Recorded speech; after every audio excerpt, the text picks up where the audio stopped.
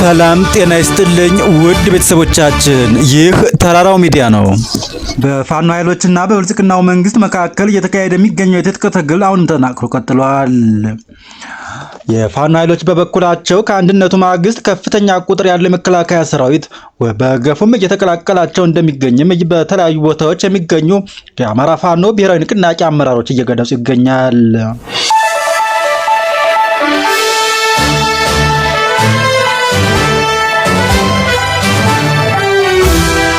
ፋኖ ኃይሎች ከፍተኛ የማጥቃት ደረጃ ላይ መሸጋገራቸውን የገለጹም ሲሆን ከዚህ ጎን ለጎንም ህዝብን ሲያግቱና ሲዘርፉ የነበሩ አጭበርባሪዎች ላይም እርምጃ መውሰዳቸውን ገልጸዋል።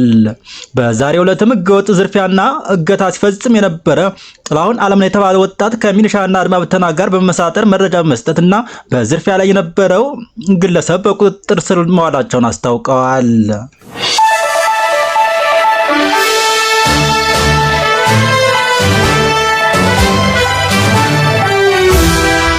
ከፕሪቶሪያው ስምምነት በኋላ ትንሽ ጋብ ብሎ የነበረው በህወሓትና በኢትዮጵያ መንግስት መካከል ሲደረግ የነበረው ጦርነት በትላንትናው ዕለት በጠለምት በኩል በድጋሚ መቀስቀሱን መዘገባችን ይታወሳል።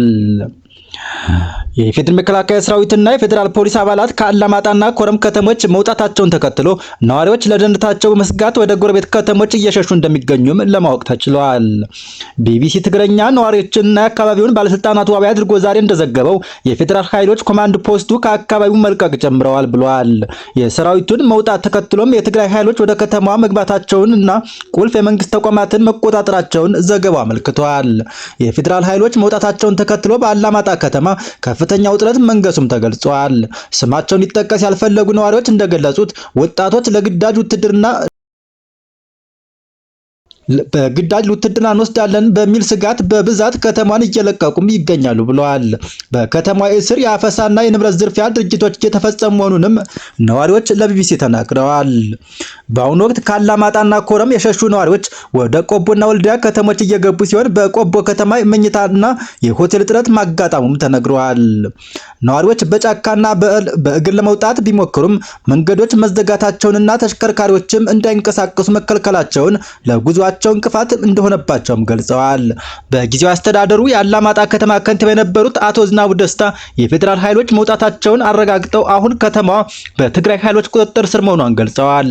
እንደርሳቸው ገለጻ ምንም እንኳን በአላማጣ ከተማ ውስጥ ግልጽ የተኩስ ልውውጥ ባይኖርም የጦርነት ድባብ ሰፍኖ ይገኛል ብለዋል።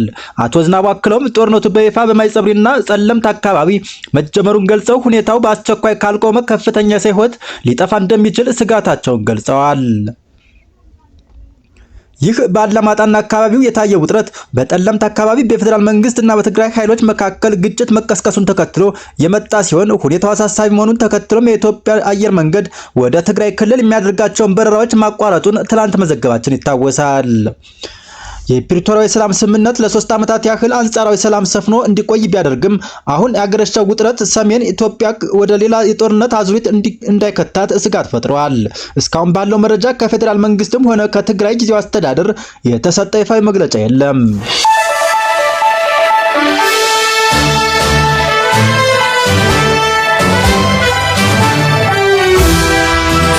የብልጽግናው መንግስት በበኩሉ በመላው አማራ ክልል ወጣቶችን አፈሳ መጀመሩም ታውቋል።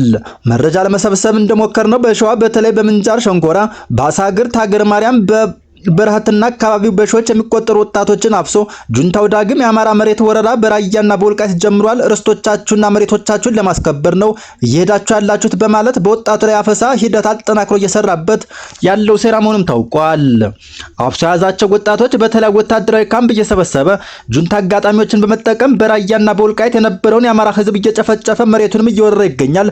ለአማራ ህዝብ ልንደርስለት ይገባል እያሉ በውሸት በሴራ ወጣቱን እያፈሱ ወደ ማሰልጠኛ ለመውሰድ እየተሯሯጡ እንደሚገኙም በውስጥ የደረሰ መረጃ ያመለክታል።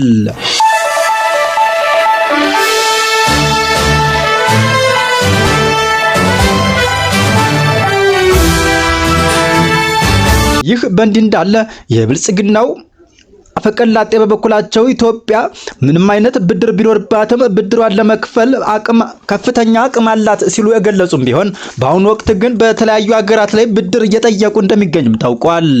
አበዳሪ ሀገራትም የኢትዮጵያን የዩሮ ቦንድ ስምምነት ውድቅ አድርገውታል። ኢትዮጵያ ከግል የቦንድ ባለቤቶች ጋር ደርሰው የነበረው በመርህ ደረጃ ላይ የተመሰረተ ስምምነት በዋና አበዳሪ ሀገራት ውድቅ ተደርጓል። ቻይናና ፈረንሳይ የሚመሩት የሁለትዮሽ አበዳሪዎች ኮሚቴ ስምምነቱን ከመረመረ በኋላ ውድቅ ማድረጉን ተገልጿል። ይህ ውሳኔ ሀገሪቱን የ1 ቢሊዮን ዶላር የዩሮ ቦንድ ዕዳ ለመክፈል እያደረገች ያለችውን ጥረትም ወደ ኋላ የሚመልስ እንደሆነ ታውቋል።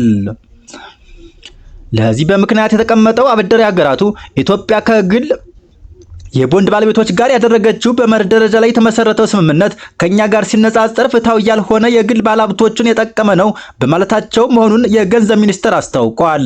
ኮሚቴው ለገንዘብ ሚኒስቴር በላከውና በሚኒስቴሩ በኩል ይፋ በሆነው ደብዳቤ ላይ እንደሰፈረው ስምምነቱ የአበዳሪዎች ኮሚቴና የዓለም አቀፍ የገንዘብ ድርጅት የሚከተሉትን የአበዳሪዎች እኩልነት መርህ እንዳልተከተለም ይጠቅሳል።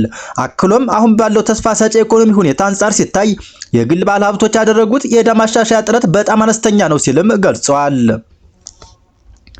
በተጨማሪም በስምምነቱ ውስጥ የተካተተውና ኢትዮጵያ ወደፊት ኢኮኖሚዋ ሲያድግ ለባለሀብቶቹ ተጨማሪ ክፍያ እንድትፈጽም የሚጠቅሰውንም ክፍል የዕዳ ሽግሽጉን ሂደት ውስብስብ ከማድረጉም በላይ በአበዳሪዎቹ መካከል ከፍተኛ የሆነ የጥቅም ልዩነት እንዲፈጠር ያደርጋል ሲልም አንስተዋል።